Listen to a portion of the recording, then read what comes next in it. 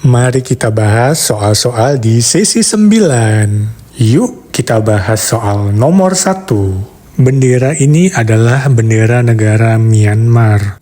Terdapat warna kuning pada atas bendera ini melambangkan kesatuan dan kebijaksanaan. Kemudian ada warna hijau di tengah-tengahnya melambangkan kesuburan, perdamaian, dan kemakmuran yang dimiliki oleh negara Myanmar. Warna merah melambangkan keberanian dan ketegasan rakyat Myanmar. Dan terakhir ada bintang putih di tengah-tengah bendera ini melambangkan 14 negara bagian atau provinsi yang ada di Myanmar dan kesetaraan di antara mereka. Yuk kita bahas soal nomor 2. Cut Nyak Dien adalah seorang pahlawan nasional Indonesia yang berasal dari Aceh. Dikenal karena perjuangannya melawan penjajahan Belanda dalam Perang Aceh. Ia lahir pada 12 Mei 1848 di Lampadang, Aceh, dan meninggal pada 6 November 1908 di Sumedang, Jawa Barat, setelah diasingkan. Cut Nyak Dien terkenal karena keberaniannya memimpin perlawanan gerilya dan menjadi simbol perlawanan rakyat Aceh. Cut Nyak Dien lahir dari keluarga bangsawan Aceh dan berjuang menentang Belanda sebagai pemimpin perang gerilya setelah suaminya, Teuku Ibrahim Lamnga, gugur di medan perang. Ia kemudian menikah dengan Teuku Umar yang juga seorang pejuang. Bersama Teuku Umar, ia terus memimpin perlawanan. Setelah Teuku Umar gugur pada tahun 1899, Cut Nyak Dien tetap melanjutkan perlawanan gerilya melawan Belanda selama bertahun-tahun. Pada tahun 1905, dia ditangkap oleh Belanda dan kemudian diasingkan ke Sumedang, Jawa Barat, di mana ia menghabiskan tahun-tahun terakhir hidupnya. Yuk kita bahas soal nomor 3. Lambang negara ini adalah lambang negaranya Brunei Darussalam, ditampilkan di atas bendera Brunei dan diterapkan penggunaannya sejak tahun 1932. Menurut situs web resmi negara ini, terdapat 5 komponen utama lambang nasionalnya, yaitu bendera, payung kerajaan, sayap, 2 lengan, dan bulan sabit. Di atas bulan sabit tertulis moto nasional dalam aksara Arab Jawi, "Sentiasa berkhidmat dengan panduan Tuhan." Di bawahnya terdapat pita dengan tulisan nama negara Brunei juga dalam aksara Jawi, Brunei Darussalam atau Brunei, negeri perdamaian. Sayap melambangkan perlindungan, keadilan, dan perdamaian. Bulan sabit melambangkan Islam sebagai agama resmi Brunei. Kedua lengan melambangkan kewajiban pemerintah untuk melindungi rakyatnya. Yuk kita bahas soal nomor 4. Kutu adalah serangga yang bernapas menggunakan sistem trakea dengan udara masuk melalui bukaan kecil bernama spirakel dan kemudian dialirkan melalui tabung trakea ke seluruh tubuhnya untuk pertukaran gas. Kutu memiliki lubang-lubang kecil di tubuhnya yang disebut spirakel yang berfungsi sebagai pintu masuk udara ke dalam sistem pernapasannya. Dari spirakel, udara akan masuk ke dalam saluran berbentuk tabung yang disebut trakea. Trakea ini kemudian mengantarkan oksigen ke seluruh sel dan jaringan di tubuh kutu. Sementara karbon dioksida dikeluarkan melalui jalur yang sama. Yuk kita bahas soal nomor 5. Kabupaten Mamuju adalah kabupaten dan juga merupakan ibu kota dari Provinsi Sulawesi Barat. Suku asli wilayah ini adalah suku Mandar berbahasa Mamuju yang tersebar di pesisir Sulawesi Barat.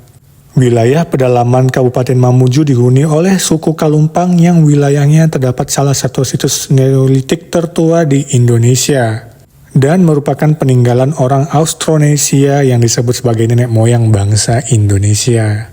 Kabupaten Mamuju juga memiliki wilayah kepulauan yaitu Kepulauan Balabalakang yang secara geografis lebih dekat dengan Pulau Kalimantan, sehingga pernah diklaim oleh Kalimantan Timur. Yuk kita bahas soal nomor 6. Hari ulang tahun Tentara Nasional Indonesia diperingati setiap tanggal 5 Oktober setiap tahunnya. Tanggal ini merujuk pada pembentukan secara resmi Tentara Keamanan Rakyat atau TKR pada tahun 1945. Tentara Keamanan Rakyat kemudian berubah menjadi Tentara Republik Indonesia atau disingkat TRI di tanggal 23 Januari 1946. Selanjutnya, pemerintah berusaha untuk menyempurnakan tentara sambil bertempur dan berjuang dalam mempertahankan kedaulatan dan kemerdekaan Indonesia. Untuk mempersatukan dua kekuatan bersenjata yaitu TRI sebagai tentara reguler dan Badan-Badan Perjuangan Rakyat, maka pada tanggal 3 Juni 1947, Presiden Soekarno mengesahkan dengan resmi berdirinya Tentara Nasional Indonesia. Tahun ini, TNI telah memasuki usia yang ke-80 tahun. Momentum ini tentunya bukan hanya mengenang sejarah, tetapi juga menegaskan peran TNI dalam menjaga kedaulatan dan persatuan bangsa. Yuk kita bahas soal nomor 7. Alat musik tradisional gamelan berasal dari Jawa Tengah. Gamelan adalah seperangkat alat musik tradisional yang sangat terkenal di Jawa Tengah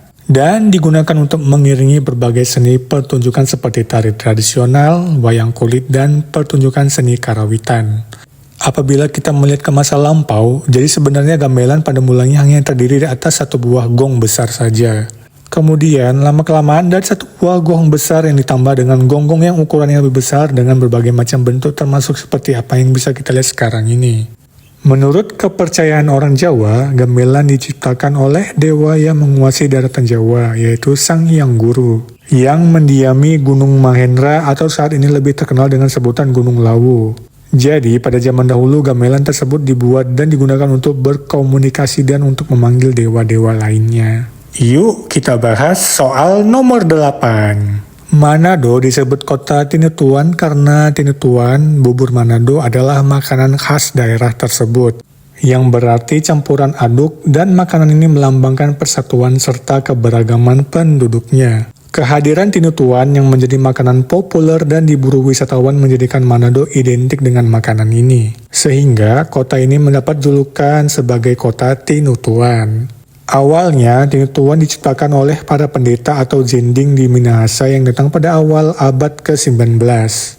Mereka membuat bubur sayuran dengan rasa pedas untuk mendekatkan diri dengan penduduk lokal dan mempererat hubungan. Tinutuan yang berarti campur aduk dalam bahasa Minahasa menjadi simbol persatuan dan keberagaman karena dibuat dari berbagai macam sayuran. Makanan ini mempersatukan berbagai latar belakang masyarakat di Manado. Yuk kita bahas soal nomor 9. Rumah adat Rumah Panjang di Kalimantan Barat disebut rumah radak atau rumah betang, yang merupakan rumah panjang khas masyarakat suku Dayak. Rumah ini dibangun untuk menampung banyak keluarga dalam satu komunitas, sehingga memiliki ukuran yang sangat panjang dan memanjang. Bahkan bisa lebih panjang dari lapangan sepak bola. Rumah radak berfungsi sebagai pusat kehidupan sosial, budaya, dan kekeluargaan, serta melambangkan kebersamaan dan gotong royong. Memiliki ukuran yang sangat besar dan panjang, bahkan ada yang mencapai 138 meter atau lebih. Rumah ini dibangun di atas tiang-tiang tinggi untuk melindungi dari banjir dan binatang buas. Desain memanjang mencerminkan nilai kekeluargaan, persaudaraan, dan kebersamaan suku Dayak. Yuk kita bahas soal nomor 10. Lagu Hari Merdeka adalah karya nasional kedua dari Husein Mutahar dan dirilis pada tahun 1946. Husein Mutahar merupakan seorang komponis musik Indonesia, terutama kategori lagu nasional dan kepanduan.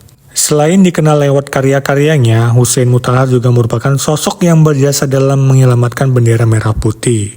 Ia juga merupakan penggagas pasukan pengibar bendera pusaka atau Paskibraka di Istana Negara setiap 17 Agustus. Selamat kepada pemenang untuk di sesi ini. Kamu berhak mendapatkan uang tunai Rp150.000. Silahkan klaim hadiahnya sesuai dengan format yang sudah kami jelaskan di video paling awal kami upload. Dan pada peraturan yang baru, kemudian kirimkan ke email pada video sebelumnya ya.